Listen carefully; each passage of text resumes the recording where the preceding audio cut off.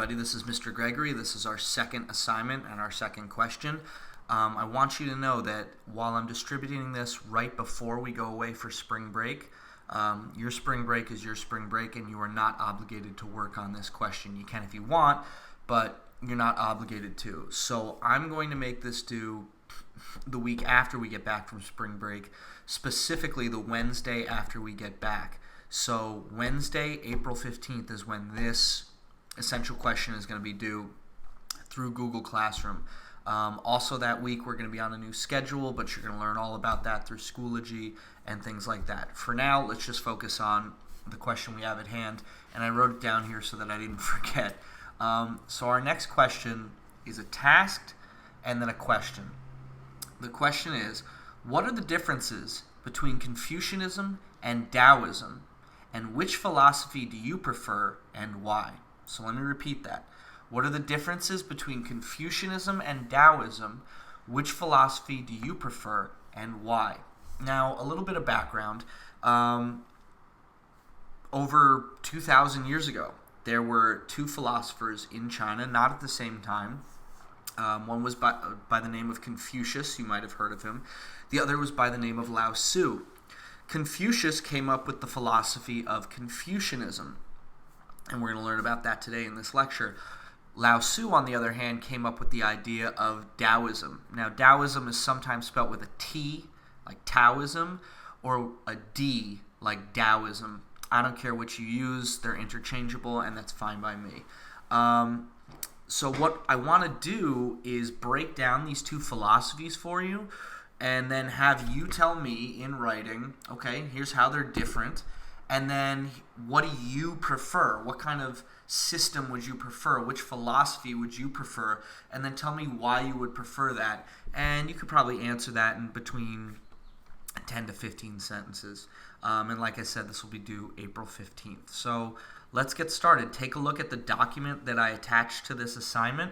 You're going to see it says Confucianism and Daoism, an overview. Let's read this together. Let's look at some vocabulary. Let's look at the different concepts, and then you should be able to do this assignment. Okay, Confucianism, a philosophical and religious tradition where the key to maintaining society is through traditional social relationships between father and son, husband and wife, ruler and subject, etc. You get the idea. It states that human beings are teachable and can improve both individually and through interactions with the community. So a lot of Confucianism is this idea of you can improve if you're part of a community. You can improve if you are the son of a father, if you are the student with a teacher. You can learn, if you're a husband and wife, you can learn from that, ruler and subject. You can improve. Society can make you better. Daoism, on the other hand, and again, sometimes spelt with a T, is a philosophical and religious tradition that promotes harmony and unity with nature. That's really important. Harmony and unity with nature. It encourages people to live calmly and peacefully. It teaches that intervening in life's events causes conflict and destruction, so people should limit their interference and only do what is required. So right off the bat, you can see how Daoism is a little bit different. It's a little more of a hands-off approach. If Confucianism says society can make you better by interacting with it, Daoism says society can sort of screw things up. So take a step back, lay off. Don't govern the people as much.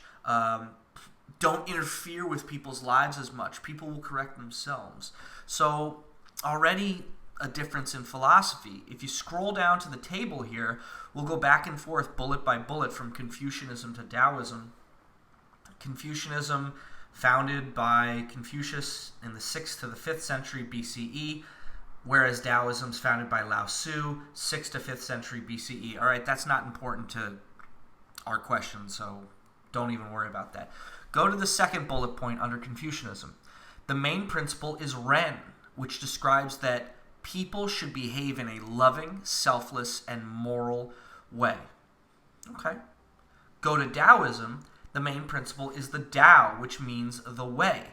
All things in the universe are connected through the Tao. So the Tao is the way. The Tao is nature. If you've ever heard the term go with the flow, this very much applies to that.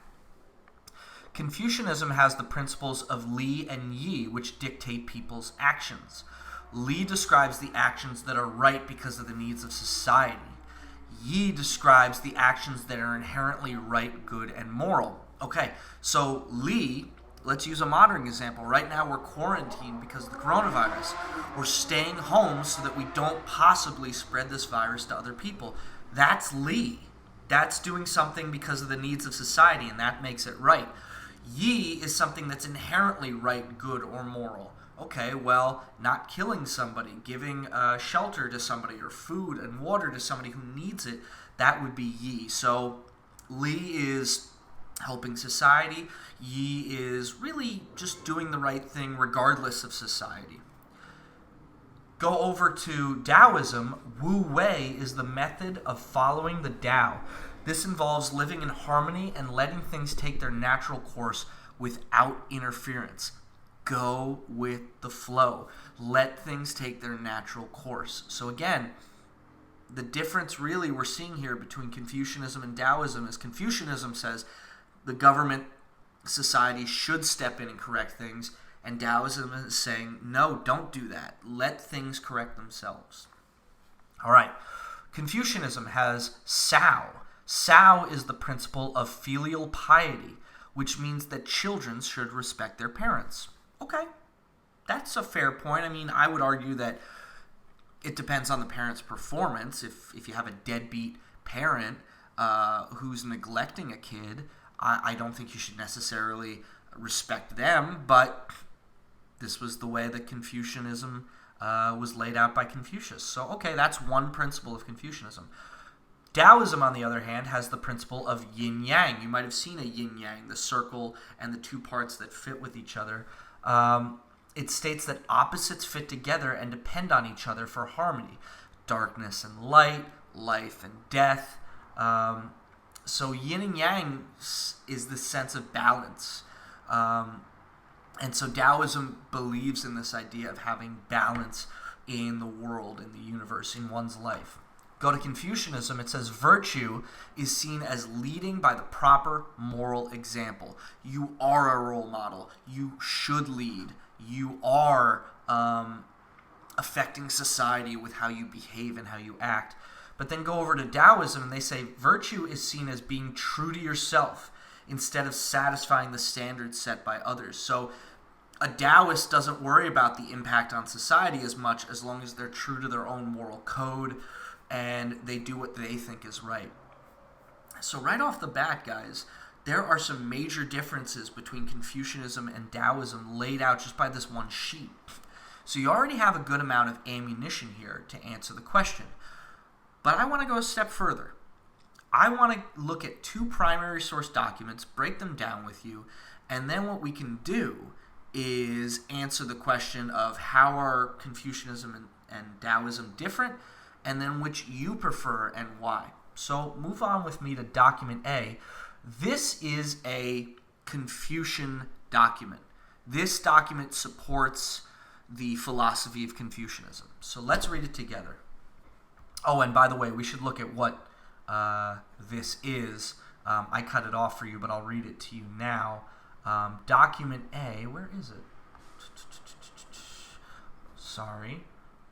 Document A is the Confucian Analects, the great learning and the doctrine of the mean recorded by the disciples, that means the followers, of Confucius between 551 and 479 BCE. Okay, so that's document A. Let's read it together now.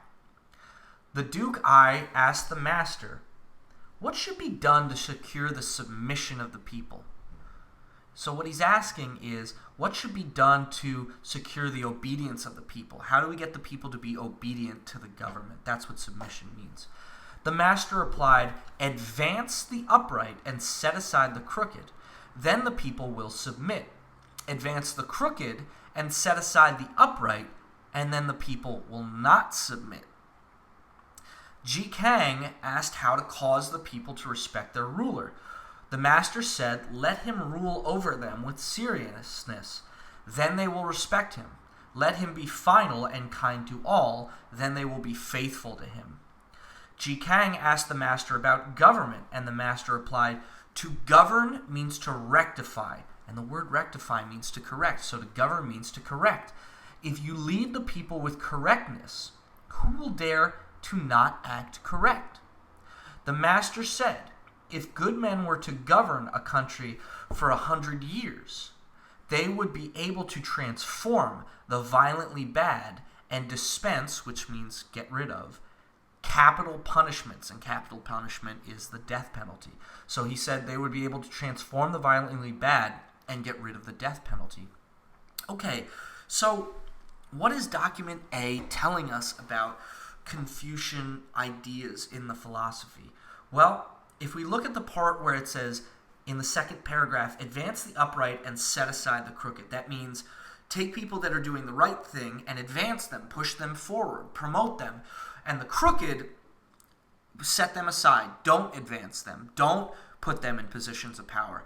Basically what they're saying is people will obey if those people in power are there for the right reasons. You're not going to respect somebody who's there because their dad got them that job, and they're a hack, and they're not any good, and they're only there because their parents put them in that position, or they knew the right people, or they're rich. You're not going to respect them. You're going to respect them if they earn your respect, and they've cut their teeth, they've gotten there, right? Think about it with a teacher. You walk into a classroom, the teacher who's there is a complete clown. You go, I'm not paying attention to this person. But if the person goes in there and shows that they should be there, that they should be your teacher, well, then you're going to respect them. So that's one Confucian principle. Let me repeat. People will obey if those in power are there for the right reasons. So that's a Confucian ideal. All right? That's one. Take a look at where he says in the third paragraph, let him rule over them with seriousness, then they will respect him. Let him be final and kind to all, they will be faithful to him. Okay, so leaders need to be serious, fair, final, and kind to everyone. Doesn't matter if they're rich, poor, man, woman, whatever. Serious, fair, final, and kind to everyone. Okay? Then finally, go to the fourth paragraph where he says, to govern means to rectify. If you lead the people with correctness, who will dare to not act correct? Guys, in other words, to govern is to correct. If you have the right people in charge, good people in charge that are correcting the problems in society, people are naturally going to follow those leaders if you have good people in charge. So let's go over the three things that this document tells us. People will obey if those in power are there for the right reasons.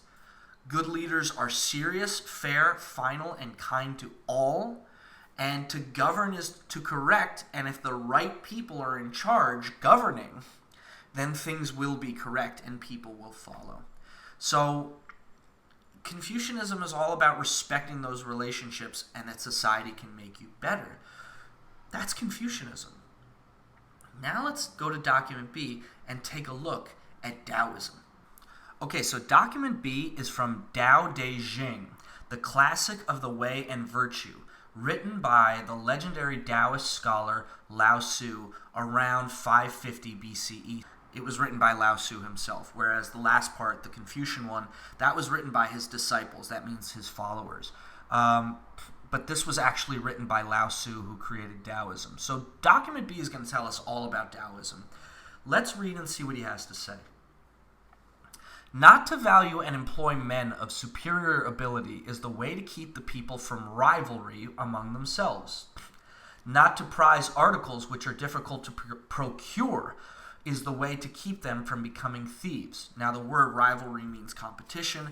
The word procure means to get. So he says not to prize articles which are difficult to get is the way to keep them from becoming thieves. In other words, don't deny the people things that are important or essential, otherwise they will become thieves, right? If you don't have food and you're starving, you're more likely to become a thief and steal food to feed yourself or feed your family. He goes on to say, not to show them What is likely to excite their desires is a way to keep their minds from disorders. When there is abstinence from action, good order is universal. Now, abstinence means declining to do something. So Lao Tzu says, when we decline to do something, when we decline to act, good order is universal. In other words, what he's saying is sometimes the best action is inaction. In other words, doing the best thing is not doing anything. Sometimes leaving things alone is the best way. Keep going.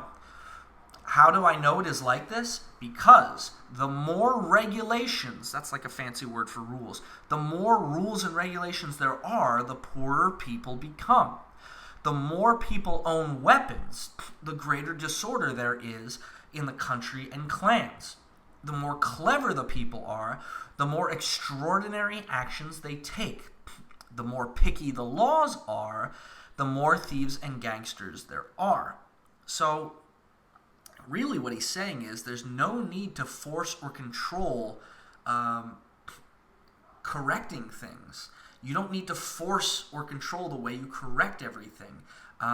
Most of these things will correct themselves according to Lao Tzu and Daoism. Literally, the excuse they give is they say, hey, the more clever the people are, the more extraordinary actions they take, whereas the more picky the laws are, the more thieves and gangsters there are. It's like your parents. If they tell you not to do something, you're going to go do it out of defiance. Lao Tzu very much believes that if you leave people alone, they will sort themselves out. He goes on to say, therefore the sages, those were wise people, therefore the wise people say, I do not force my way, and the people transform themselves. I enjoy my serenity, that means my state of being calm. I enjoy my state of being calm, my serenity, and the people correct themselves. I do not interfere, and the people enrich themselves. I have no desires, and the people keep their simple ways. When the government is laid back, the people are relaxed. When the government is nitpicking, the people have anxiety. So really what he's saying here is if wise people or rulers are laid back, the people are. If they're laid back and they're chill about it, the people will be that way. Now, one thing Confucianism and Daoism have in common is that they both say that the people will reflect their rulers. In Confucianism, it's that idea of if the rulers are upright and forthright and moral, then the people will reflect that and they'll be moral themselves. But Daoism says, no, you can't set that example that way. If you're chilled and laid back as a government, then people will do that. But if you're uptight, then the people are going to be uptight. If you're anxious, the people will be anxious. So they agree, Confucius and Lao Tzu, they agree that people reflect their leaders, but they just disagree on how. So that's really interesting. So let's sum up Daoism from this document. 3 things really we need to know, and I sort of broke them down, but I'm going to summarize it here. Sometimes the best action is inaction. There's no need to force or control things. Usually these things correct themselves. And then finally, if rulers and the government are laid back, then the people are laid back. If rulers are anxious, the people are anxious. So are you starting to see how very different Daoism and Confucianism are? Now my question is, which philosophy do you prefer and why? And not to get too into the weeds about how I feel, because I'm always going to keep my own personal feelings separate from what you know, just because I don't want you thinking what I believe is the correct answer. I want you to think for yourself. But let's play devil's advocate. On the one hand, I think Confucius makes a really good point by saying, look, put good, smart people in charge, and then those people will make the correct decisions for society. They will make people better through society, and we will be better for it. School's an example of that. Your community hired me, hired all your teachers, hired Mr. Gebhardt, right? Hired all these people to make you a better person. So school by its nature is very Confucian, right? That you need society to improve as a person. And I think there's a lot to that. On the other hand, I think Lao Tzu makes some good points by saying, be true to yourself. Do what's morally right for yourself first, and society will be okay. No one is going to come into my house and tell me how to live. You know what I mean? I know there are things that are important to do for society, like this quarantine that we have right now for the coronavirus, but the way I'm going to live my life is what's best for me, and it's not good for the government to come and tell me how to live my life. I don't like that. I think you probably wouldn't like that. So I see the merit in both, but I want you to have to pick one that you identify with more. And why do you identify with that one more? If you want to say, hey, I identify with both, I see the merit in both, that's fine, but I still want you to pick one and say, I'm leaning towards Confucianism, or I'm leaning towards Daoism, and here's why. Here's why I give the edge to one if I had to pick one. And that's totally okay in your answer. Use these documents. Documents A and B have some good quotes that you might say, yeah, that makes a lot of sense to me. Use the first page, the chart, and the definitions I give you, and then refer to this video as needed to help you answer the question. So I hope that answers your question. I will read these on April 15th when it's due. Over spring break, enjoy your spring break. If you want to work on this, great. If you don't, no problem. But this will be due on April 15th, and I look forward to reading your guys' answers. If you have any questions, this is really important. I'm going to find out... I should have access to Schoology soon, so I'll make myself available through that. I want to have, during my office hours, which are Monday, Tuesday, and Wednesday from 1 to 2 o'clock, I'm available more than that. So if you have any questions, you can hit me up through Google Classroom right now. Eventually, you'll be able to hit me up through Schoology, but you can always send me an email, james.gregory@lausd.net. You can always send me an email through there, and I will get to you, and I will do everything I can to support you and make this make sense to you and make sure that you're successful. Like I said when I met you, I am totally invested in you being successful. That's it. So if you don't get something, you need some help, I'd be glad to help you. All right? That's it for today. I hope you enjoyed this video lecture. Let me know if you have any questions, and hopefully I'll see you soon.